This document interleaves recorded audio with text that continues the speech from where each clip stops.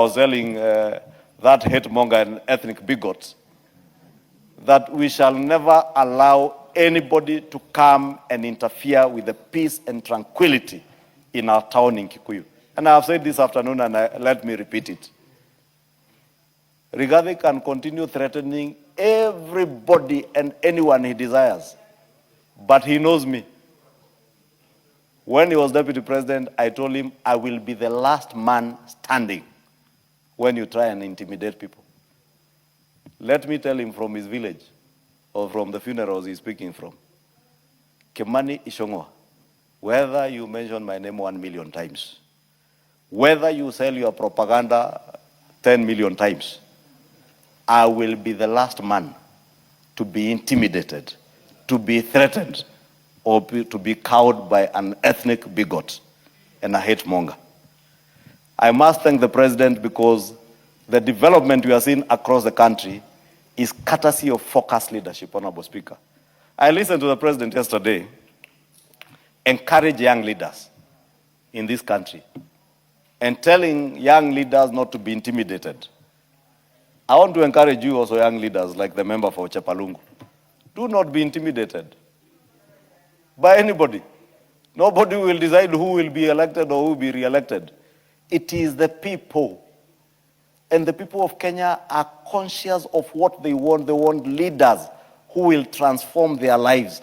Leaders who have impactful development programs and projects in their localities to be able to create job opportunities for their children, Honorable Speaker.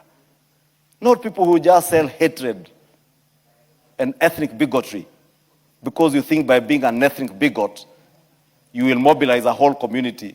You know, he's even taking communities for fools. And least of all, Honorable Speaker, where I come from, our community are not fools. That is why you see the community where I come from, Honorable Speaker, will listen to you quietly without reacting. When it comes to voting, they will vote in the right leaders. Those who carry their interests at heart, those who carry their aspirations, not those who speak to the gallery, imagining that they're exciting. And history is replete with political rejects who have spoken with a lot of bravado in our community, calling themselves heroes and heroines, and they end up in the political garbage bins. Even these ones, Honorable Speaker, watch this space. In conclusion, Honorable Speaker, you know, I was being told I am a young leader. Let me tell those who are referring to me as a young leader. How can a single-term MP refer to me as a young, ati kijana? You know, you refer to people who are the age of your children as kijana. If you were elected the other day, you found me in this house doing my second term. I am doing my third term, heading to my fourth term. Then you are referring me to as these young people.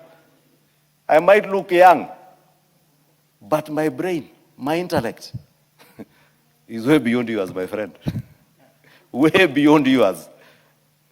That is when you are stealing relief food. I was a student at the Alliance High School when you are stealing relief food. When you are presiding over the murdering of people from your own community in 1992, I was still a student.